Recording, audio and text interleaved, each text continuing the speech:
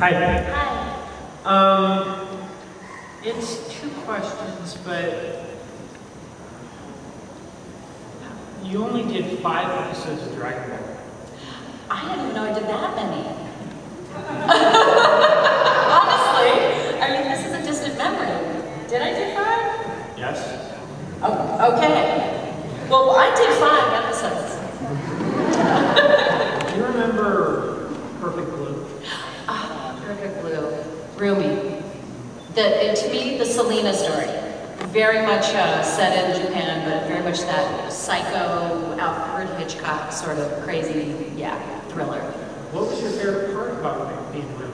I have to tell you, that was one of the first villainesses I've ever played, and kind of a grotesque character. I'd been really kind of stuck into the ingenue role and playing kind of either the sultry bad girl or this ultra sweet, high school girl.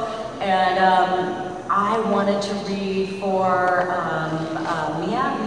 Mima. I wanted to read for Mima in the worst way because it was a singing part, and I was really hoping to get to do her singing voice. As it turned out, they didn't redo the vocals, but that was the first time I was shut out of an audition. They flat out said no, that I could not read for that role, that they had another part in mind.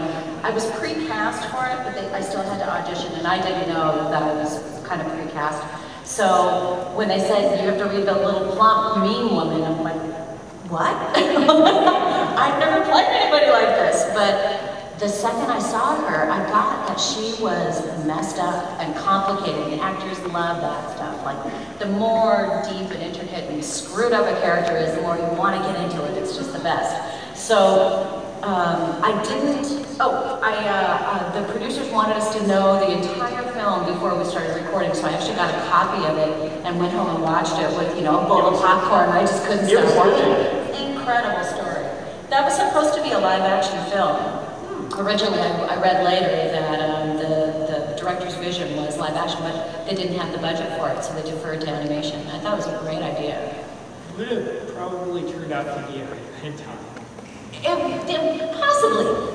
Yeah. Possibly, but I do think there was this beautiful contrast between the innocence of the J-pop girls, and this, this woman trying to live out her fantasy through Mima. But this really happened with Selena, and years later I was deeply moved by that, and that being a true story. So, life imitating art and art imitating life, it's remarkable. Thank you. How many people know about Perfect Blue? Okay, never heard of it? Okay. Yeah, chilling stuff. It's a good one to pass on to friends. Nice to meet you. You guys should tell me your names when you come up. Eric, nice to meet you. I'm Clara. Hi, Clara. I was just wondering, what brought you your attention toward a star mostly Apparently, the same voice actress who plays Haruhi and Konata is somebody that the producers wanted it to be consistent. That since the same actress did both of those characters, Bandai thought it would be really cool to also have the English actress cover both characters. And Bandai has been so very good to me.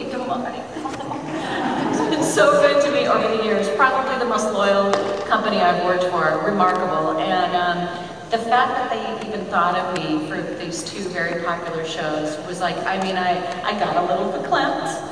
Let me just put it this way.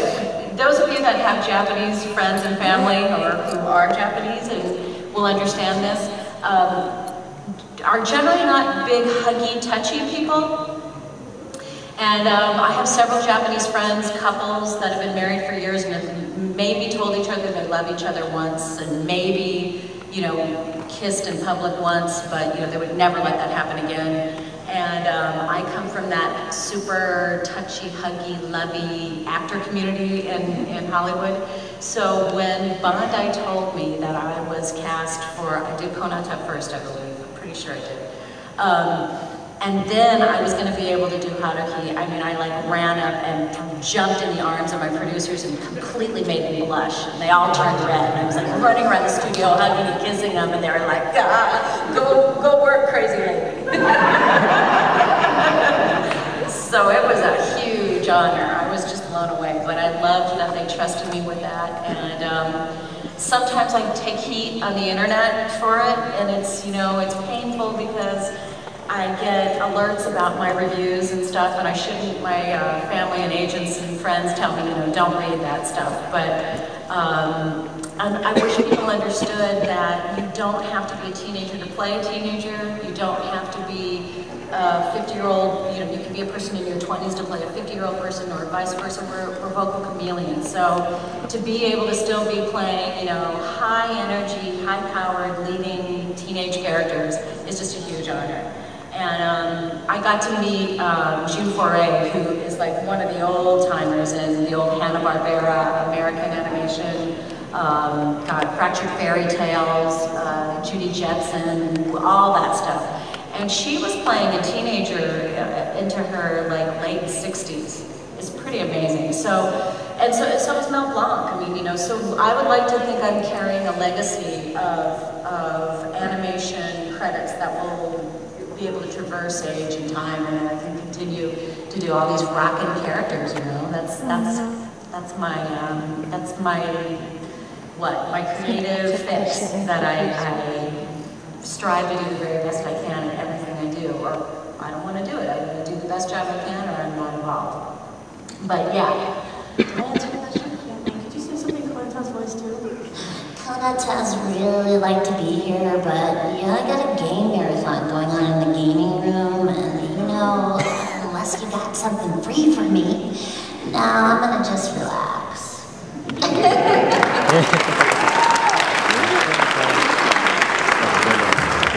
I'm Casey. Hi, Casey. You're a beautiful soul reaper. Oh, thank you. How was it like playing 3 different characters in Bleach with 3 different personalities? So much fun. I played other characters too, but they were usually short-lived and just kind of incidentals I'll fill in from time to time.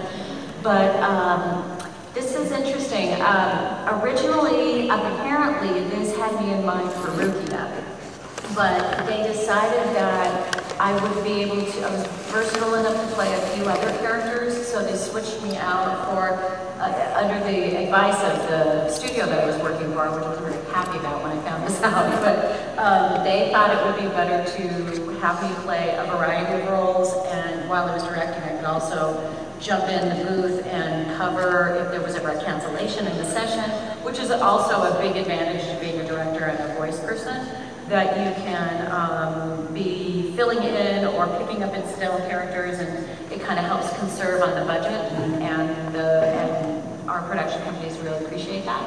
So I started off with Tatsuki, thinking that Tatsuki was going to have this very, very big part of the story because she trained Ichigo and all, and you know, from what I can tell, she kind of likes girls too, which I'm always defending. Go Tatsuki.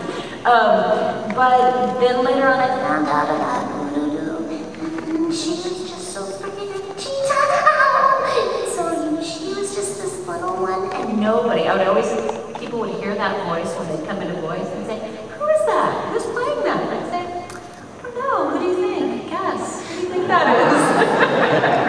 Nobody ever guessed, it was so cool. So that was a voice I had made up when I went to the audition. I actually had to audition for Bleach. It was a big, kind of almost a cattle call.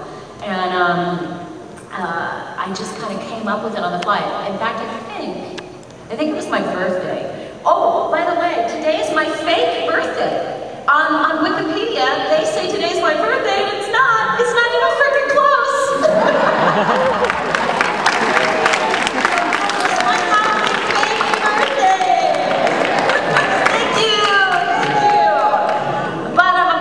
My birthday is February 20th.